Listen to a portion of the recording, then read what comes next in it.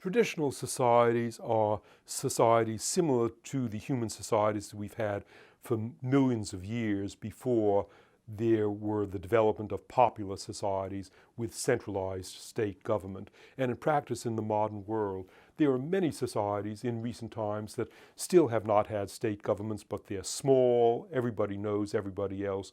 You don't need a king, you can't support a king. These are societies of a few dozen to a few hundred individuals. Anything that they do, potentially we can learn from them. Things that I've learned from New Guinea that have most influenced my own life are how to bring up children.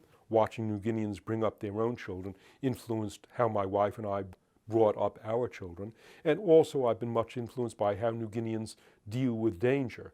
In societies without police and hospitals, if you make a mistake, you're not going to be bailed out by the police or the medics. And so New Guineans have to be alert to danger and think clearly about danger in a way that we British and American people are not. And so, for example, I'm very careful about not slipping in the shower.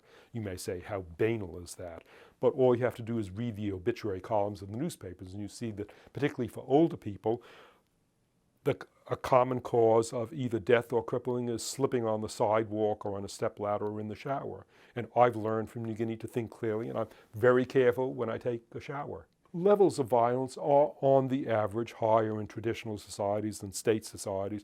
Naturally, there are exceptions. There are violent state societies and peaceful traditional societies. But the chances of dying a violent death traditionally considerably higher than in state societies, not because the people are more evil or more violent, but because of obvious differences in the societies. There's not a police force, there's not a centralized government to make a peace treaty and to declare war. There's not a small professional army so that only a few young men are at risk in warfare. Instead, all able-bodied men of any age are involved in war. There aren't prisons, there aren't facilities for utilizing and taking care of prisoners, so they don't take prisoners. People who are captured and surrounded get killed, whereas we take prisoners, and it's considered horrible in modern state societies to kill prisoners. So there are reasons having to do with the different societies for the findings, and these are not my findings. Quite a few scholars have tabulated levels of violence in traditional and in state societies, and the conclusion is that on the average, violence is higher in traditional than in state societies. Resolution to conflict does have a marked difference, and it's good to talk about that after violence, because I don't want to leave the impression that whenever there's a dispute, it immediately goes to tribal warfare.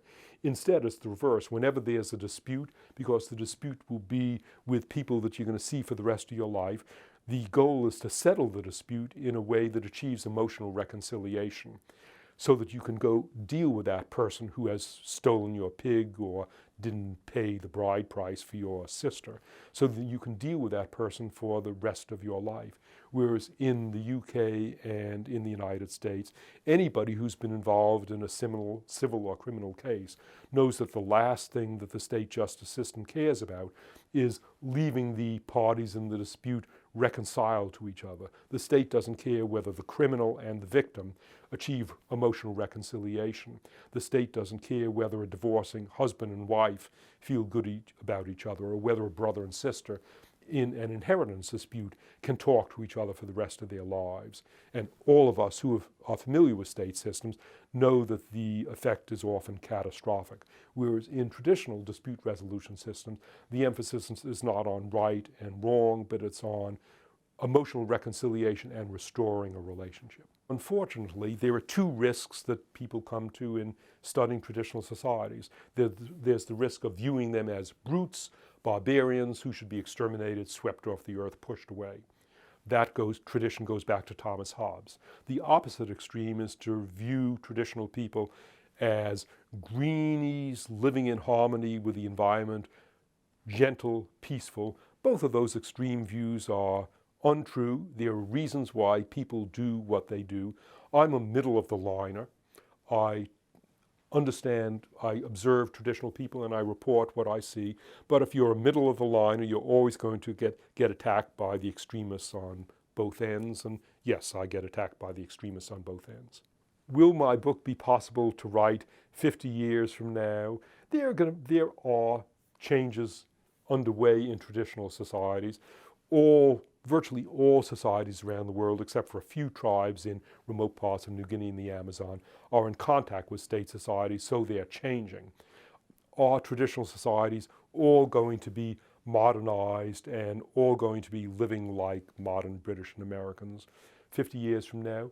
No. Japan has been in contact with the Western world since 1855, and yes, Japan has industrialized and it has a parliament and it has a national army and a national educational system, but the Japanese still speak Japanese and they still write in kanji, and the Japanese are still a very distinctive people. So 50 years from now, yes, with globalization, Western culture is spreading around the world, but there are lots of traditional people who will still be speaking their languages, and thank God they'll still be practicing many of their traditional ways of living from which we too can learn.